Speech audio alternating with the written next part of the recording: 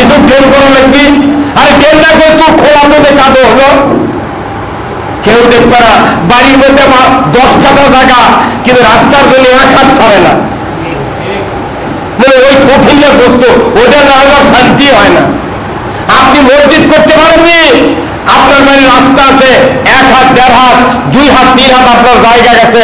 আমার রাসূল বলছেন ওই রাস্তা দেওয়ার কারণে কিয়ামতের দিন আল্লাহ তোমাকে জান্নাত দিয়ে দেবে। আপনি রাস্তা মনে করবেন না যে আমি বললাম বিসমিল্লাহ পাওয়া দিবেন, বিসমিল্লাহ পাওয়া লাগবে। রাস্তা সটকায় দাঁড়িয়ে যত বংশধর পৃথিবীতে আসবে ওই জায়গার বংশ পরম্পরায় যারা মালিক হবে তাদের আমলনামায় সটকায় দাঁড়িয়ে সব লেখা হবে।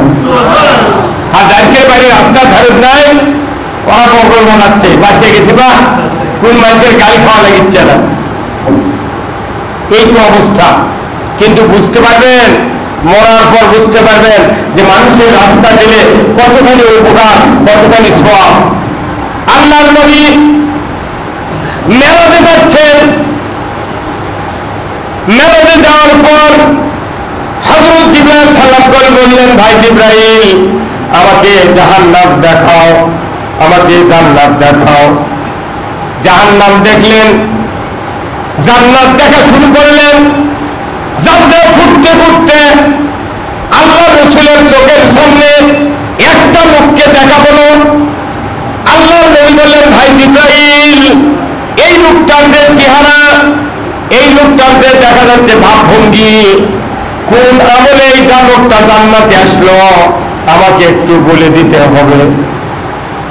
জিবরাইল সালাম বললেন, ইয়া রাসূলুল্লাহ এই লোকটা দুনিয়ায় ছিলেন, খুবই অসহায় লোক, যে গ্রামে বসবাস করত এই লোকটা, ওই গ্রামে 2টা সম্প্রদায় ছিল।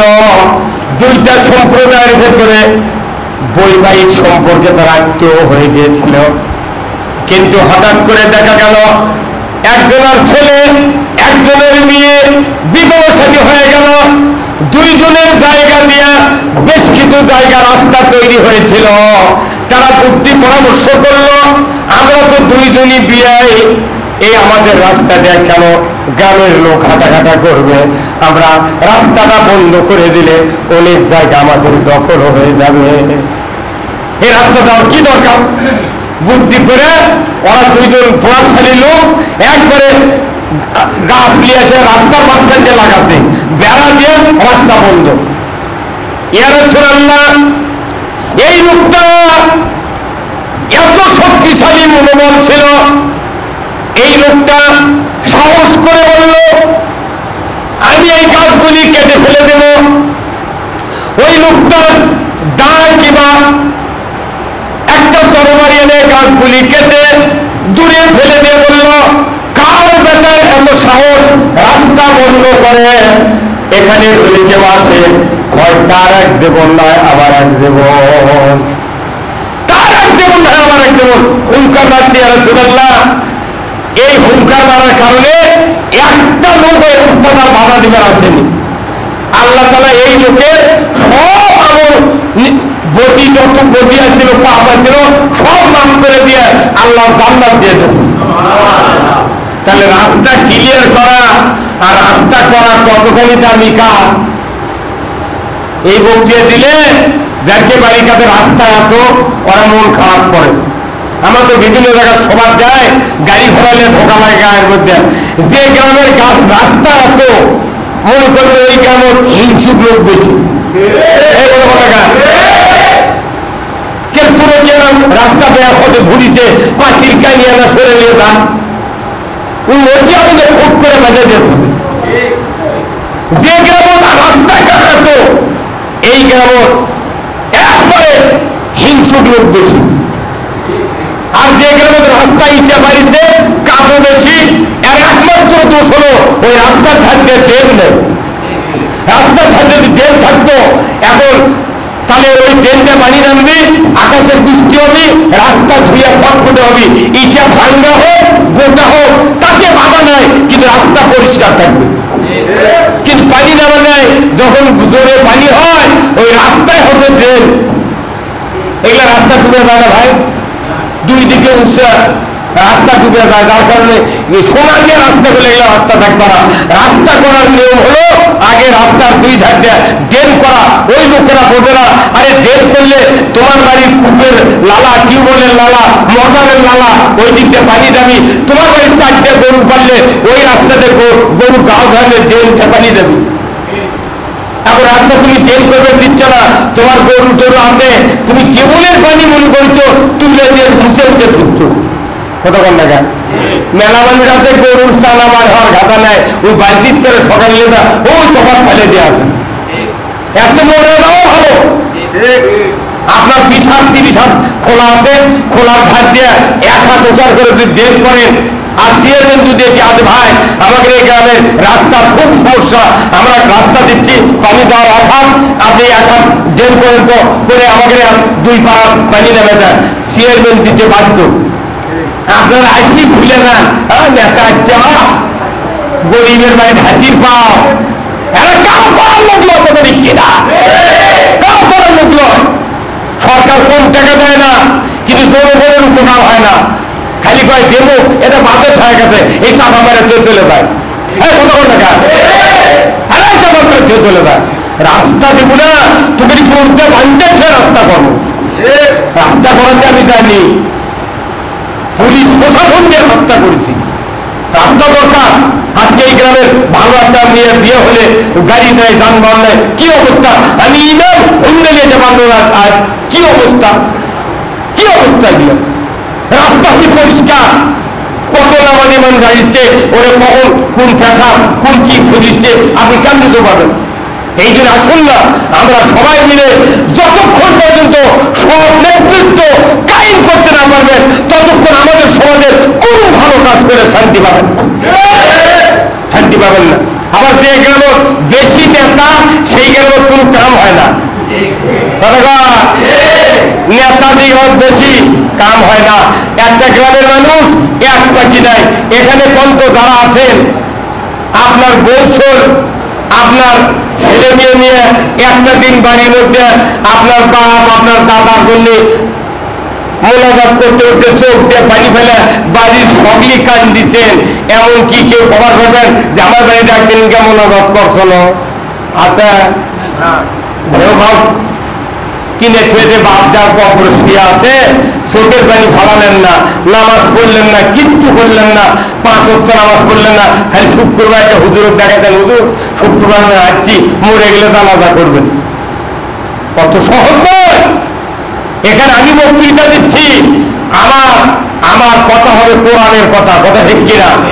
আমি যদি আপনাদেরকে এখনো ইসলাম বুঝাতে না পারি তাহলে এটি ইমামতি না করে বাড়িতে আমি করলে বেঁচে খাবো, তাও ইমামতি করবো না।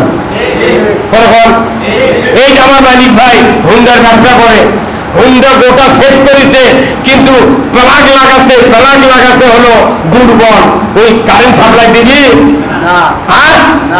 আপনি সাইকেল কিনেছেন 12,000 টাকা দেয়া, ভলটিউব নাই, ওই সাইকেল চলবি তার মেকার মানে সাইকেলের দোষ কি। আমি ইমাম হিসেবে জানি যে আমাদের সমাজের সমস্যা কি। আপনি দল করতেই পারেন, ইচ্ছা মতো দল করবেন, অসুবিধা নাই, ওই দলের নাম নিয়ে আপনি কবর ছুবেন কি কবিদের মুখ খুলে করছেন আমি বাপদাদার থেকে এই দল করি। আচ্ছা ভালো যে তুই বলে ওই ইমামের কয়েদার গায়ের মাঝের বাবুর ভাই কয়েদার যে আমি মারা গেলে কবরের মধ্যে আমি যে দল করে মরছি ওই দলের নাম নিয়ে কবর তবু তোর কামান গুলো করবি। আপনি এত বড় দলের কথা কন, জামাত ইসলামী ইসলামী আন্দোলনের কথা করি, কয় যে আমি অমুক দল করি, তোমরা এর মধ্যে কাজে শুরু করিচ্ছ। তুমি যে দল করো ভালো বলে ওই দল নিয়ে তোমার কম প্রথম বাতাম ফাটান।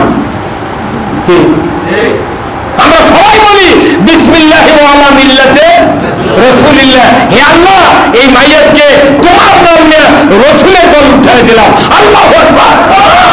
আল্লাহ যদি দেখে এই বান্দা মাঝে দেখতে আমার রাসূল আর আমার দল করেছে, অতএব আমি আল্লাহ তোকে মাফ করে দিলাম। দল করা করে লাগবি কার? দল কয়টা? দুটা দল, দুটা, একটা হিজবুল্লাহ, হিজবুল শয়তান। ঈমান আনলি আপনাকে হিজবুল্লাহ দল আল্লাহ দল করতে হবে। আপনি বাঁচা দেখবেন একদল করে বাঁচবেন আর মরার পর আর একদল ঠুকবেন, এটা কি কম অপরাধ? কিয়ামতের দিন আল্লাহ বলবে, যারা তোমরা কবরে এই লোকটার নামে দিয়ে দোয়া করেছিলে বিসমিল্লাহি ওয়া আলা মিল্লাতি রাসূলিল্লাহ, এটা তুমি মিথ্যা কথা বলেছো। ওই লোকটা কোন দল করেছে, ওর বউ জানে, ওর ভাই জানে, গায়ের মানুষ জানে কে কোন দল করে, জানে না ভাই? পোস্টার দেখলি বোঝা যায় কে কোন দলের ভাগমগিরি করেছে। দুনিয়ায় দল করতে হবে আল্লাহ, মরার পরে আল্লাহ দলে ঢুকতে হবে, কথা ঠিক কিনা? কিন্তু আমরা দুনিয়াত করবো আল্লাহর দল আর মরার সময় আল্লাহ তুই বাঁচা আল্লাহ। নবীর দোয়া কবুল হয় নাই। আব্দুল্লাহ বিন উবাই রসুলের একজন পেছনের মুক্তাদি, কিন্তু নবীর উপর ঈমান এনেছিলেন, কিন্তু আল্লাহ রসুলের বিরুদ্ধে আবুজেলের সাথে পরামর্শ করেছে। এই মানুষটা মারা যাওয়ার পর রসুলের যুগ দিয়ে কাপড় পাওয়াছে, রসুল নিজে দানাদার ইমাম, রসুল নিজে দোয়া করেছেন, 3 বার বলেছেন আল্লাহ তুমি আব্দুল্লাহ বিন উবাইকে মাফ করে দাও, মাফ করে দাও, মাফ করে দাও। 3 বার বলার পর আল্লাহ তাআলা সূরা তওবার 80 নম্বর আয়াত নাযিল করে বলেছেন, 70 বার যদি দোয়া করো আব্দুল্লাহ বিন উবাইয়ের জন্য যে তাকে ক্ষমা করো, আমি আল্লাহ তোমার দোয়া কবুল করব না। নবীর দোয়া ফেল করে দেওয়াতে আর আমাদের এই আহতামুজির দোয়া এই জুম্মায় পার হবে না। কেউ যদি মুক্তি পেতে চান, নিজের সন্তানকে আলেম বানান, হাফেজ বানান, আপনি ইমাম বানান নিজের সন্তানকে। আজকে এই মসজিদের বয়স কমপক্ষে 100 বছর, কথা ঠিক কিনা? 100 বছর বয়স, অথচ এই গ্রামের তুরুমুরু মানুষ নাই। এই মসজিদের ইমামতি করার মতো 10 জন লোক এই গ্রামের তো আর হয়নি। হাসান কি মানি ভাই, আছে 10 জন, তার করলাম না ঘামত খেতে উঠতে দিয়েছেন কথা কর না। কেন আপনি আমাকে আনলেন কম? প্রত্যেক গ্রামে গ্রামে যদি ইমাম তৈরি থাকে, তাহলে আমাকে টাকা দিয়ে আনার কারণ কি? কারণ হলো